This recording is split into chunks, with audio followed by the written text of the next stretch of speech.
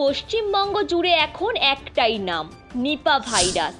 কিন্তু প্রশ্ন হলো, আমরা কি না জেনে অযথাই আতঙ্কিত হচ্ছি?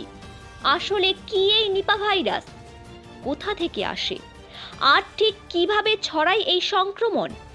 শুধু বাদুড় নয়, মানুষ থেকে মানুষেও ছড়াতে পারে এই নিপা ভাইরাস, জানাচ্ছেন বিশেষজ্ঞরা। তাই কার কাছ থেকে আপনার আক্রান্ত হওয়ার ঝুঁকি সবচেয়ে বেশি, এই তথ্য জানা খুবই জরুরি। জ্বর, শ্বাসকষ্ট, হঠাৎ অসুস্থ এই উপসর্গগুলো দেখা দিলেই সতর্ক হন। এক মুহূর্তও দেরি না করে চিকিৎসকের পরামর্শ নেওয়া সবচেয়ে জরুরি। এই মুহূর্তে বাংলায় ঠিক কতজন নিপা ভাইরাসে আক্রান্ত? পরিস্থিতি কতটা নিয়ন্ত্রণে? গুজব নয়, ভরসা রাখুন সঠিক তথ্যে।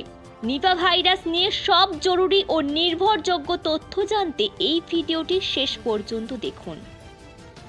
নিপা ভাইরাস মূলত বাদুড় থেকেই ছড়ায়, এমনটাই জানিয়েছেন স্বাস্থ্য দপ্তরের আধিকারিকরা।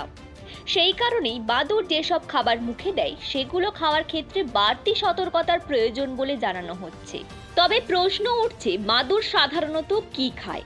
বিশেষজ্ঞদের মতে বাদুড়ের পছন্দ উঁচু গাছের ফল। সেই তালিকায় রয়েছে তাল, খেজুর ও লিচুর মতো ফল। বিশেষ করে শীতকালে খেজুর গাছের রসের মাধ্যমে নিপা ভাইরাস ছড়ানোর ঝুঁকি বাড়ে বলে সতর্ক করেছেন বিশেষজ্ঞরা। খেজুরের রস যেমন মানুষের কাছে জনপ্রিয়, তেমন তা বাদুড়ের কাছেও প্রিয়। ফলে কাঁচা খেজুরের রস বা এ ধরনের ফল খাওয়া থেকে বিরত থাকার পরামর্শ দেওয়া হচ্ছে। তবে ভালোভাবে ফুটিয়ে নেওয়া হলে খেজুরের রস খাওয়া যেতে পারে বলে জানিয়েছেন চিকিৎসকেরা। এবার জেনে নেওয়া যাক, নিপা ভাইরাসে আক্রান্ত হলে কি কি উপসর্গ দেখা দেয়। প্রথমে জ্বর, শ্বাসকষ্ট, প্রবল মাথা ব্যথা, বমি বমি ভাব, এমনকি কথা জড়িয়ে যাওয়ার মতো লক্ষণও দেখা দিতে পারে। এই উপসর্গগুলি দেখা দিলেই সতর্ক হতে হবে। পরিসংখ্যান অনুযায়ী নিপা ভাইরাসে আক্রান্তদের মধ্যে প্রায় 40 থেকে 45% ক্ষেত্রে রোগীকে বাঁচানো সম্ভব হয় না, যা এই ভাইরাসকে অত্যন্ত ভয়াবহ করে তোলে।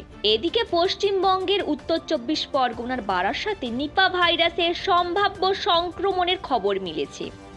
2 নার্সকে এই ভাইরাসে আক্রান্তের সন্দেহে হাসপাতালে ভর্তি করা হয়েছে।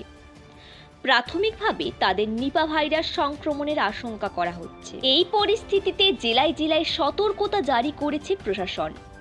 উল্লেখযোগ্য বিষয় হলো, নিপা ভাইরাস কেবলমাত্র বাদুড় থেকে মানুষের শরীরে ছড়ায় না, মানব থেকে মানব সংক্রমণও সম্ভব।